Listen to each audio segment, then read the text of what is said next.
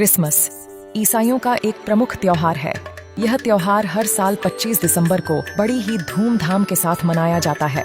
इस दिन ईसा मसीह जी का जन्म हुआ था, जो कि ईसाई धर्म के संस्थापक हैं। आइए आज क्रिसमस के मौके पर हम ईसाई धर्म के आध्यात्मिक ज्ञान के बारे में आपसे जानकारी साझा करते हैं। ईसाई धर्म ईसा मसीह जी द्वारा चलाया गया पंथ है। ईसाई धर्म के लोगों द्वारा माने जाने वाली आध्यात्मिक पवित्र पुस्तक बाइबल है। बाइबल में परमात्मा के बारे में क्या जानकारी दी गई है, आइए जानते हैं। बाइबल 3 पवित्र पुस्तकों तौरात, इंजिल और जबूर का संग्रह है। ईसाई और इस्लाम दोनों धर्मों में यह माना जाता है कि ईश्वर द्वारा बनाया गया पहला मानव आदम था और हम सभी उसके पुत्र और पुत्रियां हैं। उनके वंश में कई पैगंबर जन्मे थे। उनमें से कुछ हजरत दाऊद, हजरत मूसा और हजरत ईसा हैं। दाऊद या डेविड को जबूर किताब प्राप्त हुई, मूसा को तौरात प्राप्त हुई, ईसा या यीशु को काल ब्रह्म यानी शैतान द्वारा इंजील प्राप्त हुई, जिसे यानी काल को वे निराकार ईश्वर मानते हैं, क्योंकि उन्होंने आकाशवाणी द्वारा तौरात, जबूर और इंजील के छंद दिए थे। हजरत मोहम्मद, जो इस्लाम के संस्थापक हैं, ईसा के लगभग 600 साल बाद जन्मे थे। वह यहूदी पैदा हुआ था। बाद में उसे जिब्राइल द्वारा कुरान शरीफ का ज्ञान प्राप्त हुआ, जो उसी भगवान काल ब्रह्म द्वारा भेजा गया था। और फिर मोहम्मद ने इस्लाम के बारे में प्रचार किया। मूसा के शिष्यों को यहूदी कहा जाता है, ईसा मसीह के शिष्यों को ईसाई और मोहम्मद के शिष्यों को मुसलमान कहा जाता है। कुरान शरीफ में लगभग 40% ज्ञान बाइबल के ज्ञान के समान है। बाइबल में ऐसे कई उदाहरण हैं जो ईश्वर के अस्तित्व को प्रमाणित करते हैं। ईसाई मानते हैं कि ईश्वर का अस्तित्व आदम के जन्म से भी पहले था। सारी सृष्टि यानी उत्पत्ति स्वयं ईश्वर द्वारा बनाई गई है। बाइबल के नए विधान में ईसाई धर्म में त्रिदेव मौजूद हैं, जो पिता, पुत्र और पवित्र आत्मा के बारे में प्रचार करते हैं। सहस्त्राब्दी ने तीनों के बारे में बताया है और यह माना जाता है कि परमात्मा उपरोक्त तीनों से अलग है। इन सभी विषयों पर संत रामपाल जी महाराज जी ने अपने सत्संगों में प्रमाण के साथ बताया है। आइए अब आपको संत रामपाल जी महाराज जी के सत्संग द्वारा पवित्र बाइबल की संपूर्ण सत्य जानकारी देते हैं। देखिएगा ये पवित्र बाइबल, फिर से ये देखिएगा पवित्र बाइबल, फिर दिखाते हैं आपको। ये वही है पवित्र बाइबल, संपूर्ण जीवन अध्ययन बाइबल। ये अभी आपको दिखाया, ये देखिएगा, ये है। अब इसके हम उत्पत्ति ग्रंथ को पढ़ रहे हैं, यहाँ पढ़ लिया। अब हम यहाँ जाते हैं, हम थोड़ा सा दिखाएंगे, फिर पढ़ सकते हो आप। वैसे थोड़ा हिंट देती है, यहाँ पर लिखा है, तब यहोवा परमेश्वर ने आदम को भूमि की मिट्टी से रचा और उसके नथनों में जीवन का श्वास फूंक दिया और आदम जीवित प्राणी बन गया। और यहोवा परमेश्वर ने पूरब की ओर अदन में एक वाटिका लगाई और वहां आदम को जिसने उसे रचा था रख दिया। और यहोवा परमेश्वर ने भूमि के सब भांति भांति के वृक्ष जो देखने में मनोहर और उनके फल खाने में अच्छे हैं उगाए, और वाटिका के बीच में जीवन के वृक्ष और भले बुरे के ज्ञान के वृक्ष भी लगाया।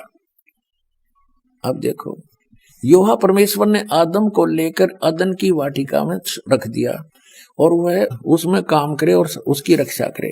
और यहोवा परमेश्वर ने आदम को यह आज्ञा दी कि तू वाटिका के सब वृक्षों का फल बिना खटके खा सकता है, पर भले बुरे का ज्ञान का जो वृक्ष है उसका फल तू कभी न खाना, क्योंकि जिस दिन तू उसको खाएगा उसी दिन अवश्य मर जाएगा। अब यहाँ देखो 8 पृष्ठ पे पढ़ रहे हैं हम, जेनेसिस 8 पृष्ठ पे 18वां। यहोवा परमेश्वर ने कहा, आदम का अकेला रहना अच्छा नहीं, और उसके लिए एक ऐसा सहायक बनाऊं जो उससे मेल खाए। यह देखिए, तब यहोवा परमेश्वर ने आदम को भारी नींद में सुला दिया और ये तो उसकी उत्पत्ति की, उसकी हड्डी निकाली नौकर। फिर यहाँ देखते हैं मनुष्य का पतन। यहोवा परमेश्वर ने जितने बनैले पशु बनाए थे उन सब में सर्वदूरत था। उसने स्त्री से कहा कि क्या, वो हवा बना दी उसकी स्त्री, क्या सच है कि परमेश्वर ने कहा कि तुम इस वाटिका के वृक्ष का फल न खाना? स्त्री ने सर्प से कहा, इस वाटिका के वृक्षों के फल हम खा सकते हैं, पर जो वृक्ष वाटिका के बीच में है उसके फल के विषय में परमेश्वर ने कहा है कि न तो तुम उसको खाना और न उसको छूना, नहीं तो मर जाओगे। सर्प ने कहा, स्त्री से कहा कि तुम निश्चय नहीं मरोगे, वरना परमेश्वर आप जानता है कि जिस दिन तुम उसका फल खा लोगे उसी दिन तुम्हारी आंखें खुल जाएंगी, तुम भले बुरे का ज्ञान पाकर परमेश्वर के तुल्य हो जाओगे। तब स्त्री ने देखा उस वृक्ष का फल खाने के लिए अच्छा है, देखने में मन भाऊ है, बुद्धि देने के लिए चाहने योग्य भी है। तब उसने उसको तोड़कर खाया, अपने पति को भी दिया और उसने भी खाया। तब उन दोनों की आंखें खुल गई, उन्होंने मालूम हुआ कि वे नंगे हैं, इसलिए उन्होंने अंजीर के पत्ते तोड़कर लंगोट बना लिए। तब यूहा परमेश्वर जो दिन के ठंडे समय वाटिका में फिरता था का शब्द सुनाई दिया। तब आदम और उसकी पत्नी वाटिका के वृक्षों के बीच यूहा परमेश्वर से छिप गए। तब यूहा परमेश्वर ने पुकार कर आदम से पूछा, तू कहाँ है? यानी वो भगवान इतना अज्ञानी है कि नहीं पता फिर वो कहाँ छुप रहे हैं। अब और वाटिका में घूमने फिरने लग रहा है। सारे बाइबल के पढ़ने वाले ईसाई यहूदी कहते हैं भगवान तो निराकार है। बताओ अकल है कोई ज्ञान? ये देखो, और इसमें सपट है, घूमे फिरे सारी बात कर रहा। यूहा परमेश्वर ने पुकार कर आदम से पूछा, तू कहाँ है? तो उसने कहा, मैं तेरा शब्द बारी में सुनकर डर गया, क्योंकि मैं नंगा था इसलिए छिप गया। अब उसने कहा, किसने तुझे बताया कि तू नंगा है? जिस वृक्ष का फल खाने को मैंने तुझे मना किया था, क्या तूने उसका फल खा लिया? खा लिया है। आदम ने कहा, जिस स्त्री को तूने मेरे संग रहने को दिया है उसी ने उस वृक्ष का फल मुझे दिया और मैंने खा लिया।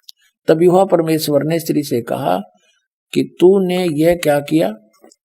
अब स्त्री ने, हव्वा ने कहा कि सर्प ने मुझे बका दिया तब मैंने खा लिया। अब हम अपने मतलब की बात पढ़ेंगे।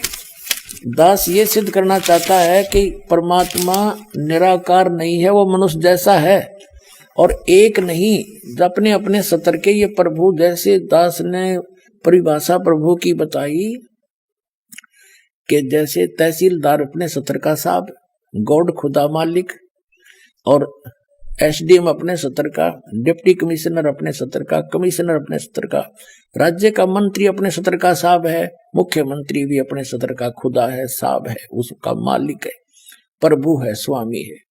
जैसे केंद्र के मंत्री भी अपने सतर के साहब हैं और प्रधानमंत्री ओवरऑल कंट्रोलर सबके ऊपर साहब है, उन सब साहबों का के ऊपर भी साहब है, उस साहब के नीचे वाले सारे साहब हैं और वो अपने सतर के साहब। ऐसे ही देव हैं ये तीन ब्रह्मा विष्णु महेश हैं, ये ही यहाँ कंट्रोल कर रहे हैं सारे इस पृथ्वी के, पाताल लोक के और स्वर्ग लोक के प्राणियों को। अब यहाँ दास ये सिद्ध करना चाहता है कि एक से अधिक भी खुदा हैं, जो कि एक डॉक्टर जाकिर नाइक एक नया प्रवक्ता वाक्य है, वो नो कह है कि मुसलमान तो सब कुछ खुदा का मानते हैं और हिंदू अधिकतर सबको खुदा मानते हैं। उनका कोई 3 भगवान मानना है, कोई 33 मानना है, कोई 10 मानना है, कोई 33 करोड़ भी देव भगवान मानता है। वो देव हैं अपने सतर के और वो महादेव है, वो सबका मालिक महादेव है, कुल मालिक वो ग्रेट गॉड है, बड़ा भगवान महादेव को हो, बड़ा अल्लाह अकबर को हो। तो वो महादेव कौन है? वो अल्लाह अकबर है, कंप्लीट गॉड है, परम अक्षर ब्रह्म है, सबका ओवरऑल कंट्रोल, कुल का मालिक है। अब वो सिद्ध करना चाहते अनेक भी हैं ये भगवान देव अपने सतर के खुदा, अन्य भी खुदा हैं और सब उस एक खुदा के वो नौकर हैं, वो फिर भी खुदा है अपने सतर के। जैसे मंत्री अपने सतर का, मुख्यमंत्री अपने सतर का खुदा है, स्वामी है, मालिक है, लेकिन वो कुल के मालिक के सब उसके हैं, वो सबका कंट्रोलर एक है। अब देखो 10 पृष्ठ पर आगे हम उत्पत्ति 3:4 इसका यहां पढ़ रहे हूं। आदम ने अपनी पत्नी का नाम हव्वा रखा, क्योंकि जितने मनुष्य जीवित हैं उन सब की आदि माता हुई। और यूहा परमेश्वर ने आदम और उसकी पत्नी के लिए चमड़े के अंगरखे बनाकर उनको पहना दिया। बताओ, अन्यों का निराकार है, वो तो गेल पीछे पीछे फिर उनके साथ साथ। यूहा परमेश्वर ने कहा कि मनुष्य भले बुरे का ज्ञान पाकर हम में से एक के समान हो गया। इसलिए अब ऐसा ना हो कि वह हाथ बढ़ाकर जीवन के वृक्ष का फल भी तोड़ ले के खा ले और सदा जीवित रहे। अब इसे सिद्ध हो गया कि जो परमेश्वर है उसने कहा, जो इनका परमेश्वर है ईसाइयों का, यानी जो पवित्र बाइबल का जो आगे ज्ञान दे रहा, क्योंकि ज्ञान तो ये ब्रह्म दे रहा है, सरपुरुष जो कुरान शरीफ का ज्ञान दाता है, और ये उस अल्लाह अकबर के बारे में बता रहा है कि उसने 6 दिन में सृष्टि रची, ऐसे ऐसे कहा सबको, वो तो चला गया। अब खुद बागडोर संभाल ली ना, सोच ले उसने, वो स्वयं आता नहीं, अन्य रूप धारण कर लेता है। जैसे तीनों पुत्रों को उसने यहाँ के कंट्रोलर बना रखा है, मुख्य ये है कंट्रोलर इस 3 लोग के, एक एक विभाग के मंत्री। तो ये क्या कह रहा है, जिसने आदम को कपड़े बनवाए और उसको मना किया कि बीज का फल ये ना खाना, उसने खा लिया। अब वो क्या कह रहा है कि ये भले बुरे के वृक्ष का फल खाकर ये हम में से एक के बराबर हो गया। इसका मतलब एक से अधिक परमेश्वर हैं, अल्लाह हैं। ये देखो, फिर योहा परमेश्वर ने कहा, मनुष्य यानी आदम भले बुरे का ज्ञान पाकर हम में से एक के समान हो गया। इति सिद्धम के एक से अधिक खुदा हैं, एक से अधिक गॉड हैं। ये डम्मी गॉड हैं, ये अधूरे गॉड हैं। गॉड ये भी है, जब डम्मी गॉड है तो कंप्लीट गॉड भी है। तो अन्य देव भी हैं और एक कुल का मालिक वो अन्य है। अब आगे दिखाता हूं आपको। ये है जेनेसिस यानी उत्पत्ति ग्रंथ, अध्याय नंबर 16-17 का, और 17 अध्याय का श्लोक नंबर 1 है यो, 1 नंबर। अब अब्राहम 99 वर्ष का हो गया था अब्राहम।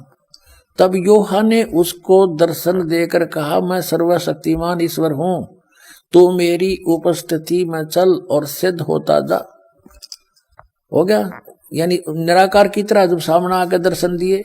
ठीक है, जेनियस 17-18 24 नंबर पृष्ठ पे और 17-18 ये अध्याय है।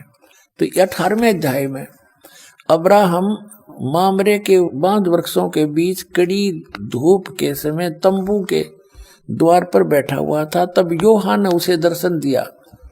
उसने आंख उठाकर दृष्टि की तो क्या देखा कि 3 पुरुष, ये 3 भगवान उसके सामने खड़े हैं।